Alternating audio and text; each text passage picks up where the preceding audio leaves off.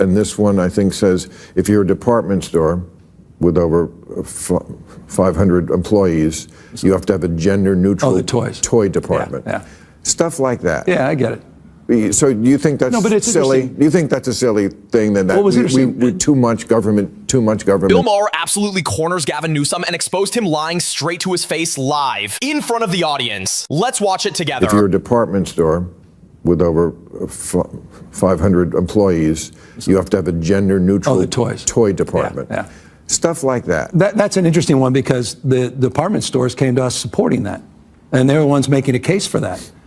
They were making a case they're already moving in that direction. Wanted you to make a law about them? Well, but they supported the legislation. It wasn't legislation that was enacted, that was initiated from my office, but it was legislation that came up with interesting support from the industry itself. But I understand how that's exploited, and good people can disagree. But that's not something we woke up and said, this is a top priority for the state, when we know what the top priorities are: homelessness, housing, the issues of crime, quality of life, and issues related to regulation and taxes, which are all top of mind. But I get how those things are weaponized.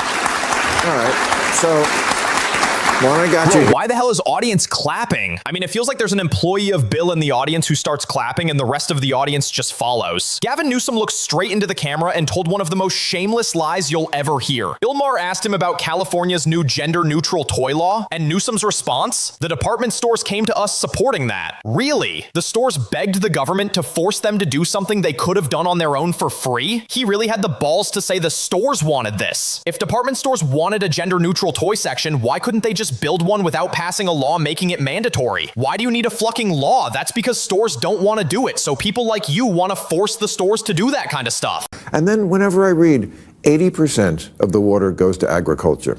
Almonds. Right. No one ever asked you about almonds? Oh, I'm going to ask you about almonds. We grow a boatload of almonds I'm well here. aware. You know how much water it takes? Many gallons. 1,900 gallons to grow a pound of almonds. Yeah.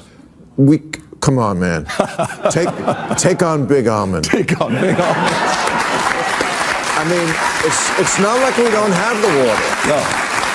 But you're right about it. It's not that we don't have the water. That said, the last couple of years were tough. I mean, but it's also where the water's falling and we're not capturing it. And we're not capturing it in those extreme years with these atmospheric rivers. Wets are getting a lot wetter, dry's drier, hot's getting a lot hotter. And so we've got to modernize our conveyance system. We've got to modernize our storage, not just above ground, but below ground. And so that's a big part of our focus and frame, including desalinization plants. We have 20 projects just on desal that we're working on today. So we put out a detailed water strategy that includes, by the way, getting that Delta Conveyance project back up and operational, and includes the first above ground off stream storage facility in half a century in the state, which, by the way, is being aided by a regulatory package I pushed forward to reduce red tape in the state of California and address the permitting quagmires that you rightfully pointed out.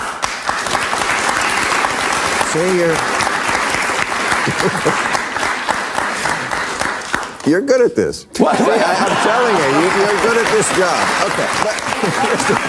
What the hell is wrong with Bill Maher? For years, we've heard Bill complain endlessly about the problems in California. He rants about the red tape hellhole, the insane taxes, the woke nonsense, and the failing cities. Yet in this interview, he's giggling like a schoolgirl and fawning over the very man responsible for all of it. Right when you think Bill is waking up, he takes 2 steps back. He can see all the problems, but he's so trapped in his partisan mindset that he still wants to promote the guy who created them to the highest office in the land. It's a perfect example of how even the reasonable liberals are still completely beholden to their party. Here's the reality. California is running out of water, farms are drying up, almonds alone drink billions of gallons every year, and Newsom still diverts water straight into the ocean to save a tiny fish. Many people call Gavin Newsom California's slickest used car salesman. He knows how to talk a lot without saying anything at all. When Bill asks a simple question, Newsom responds with a flood of buzzwords, statistics, and project names that are designed to confuse and overwhelm you until you forget what the original question was. He's all style and no substance. He looks like the generic president from a straight-to-DVD movie, and he talks like one too.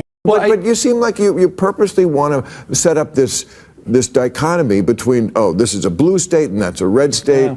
and I don't want to live in that country. I like Florida. I'm with you. And by the way, I like Florida as well. I like all these states. I completely agree. I don't want to have a state of mind that's a constant fight or flight. We've gone through so much. We've been polarized and traumatized. This has been a tough 5-6 years across the globe, not just in this country.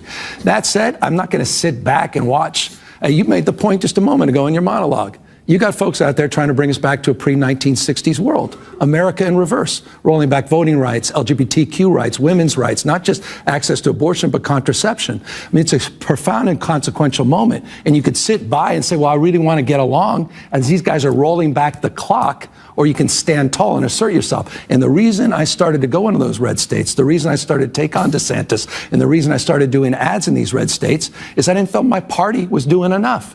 It was CRT one year, and then it's ESG, and it's DEI. Anything with 3 letters, these guys keep coming, and they're shape-shifting, and they're trauma. And so, but it's true, right? Bro, what is going on? There's an employee who starts clapping and the entire audience then follows. And Gavin acts like he just said something really extraordinary. And Bill Maher actually told Newsom he should teach that slick speech to Joe Biden. Think about that. Bill complains constantly about California, yet he wants its governor to become president? He's not a leader, not a problem solver, just someone who knows how to fake it better than Biden can. And that's the scariest part, because if this is the guy Democrats are grooming for president, then America's future is literally in the hands of a snake oil salesman with better hair. So let's call this interview what it really was, a masterclass in political theater. But at least Bill Maher asked him some questions which showed us how blatantly this guy can lie in front of people. The sad truth is, Newsom isn't a leader. He's an empty suit with perfect hair who's left California in ruins. And the fact that people are seriously floating him as a future president should terrify you. But that's just my take. What do you guys think? Why do politicians like Newsom always get away with it? Drop your thoughts below. Don't forget to subscribe for more sanity, and I'll see you in the next one.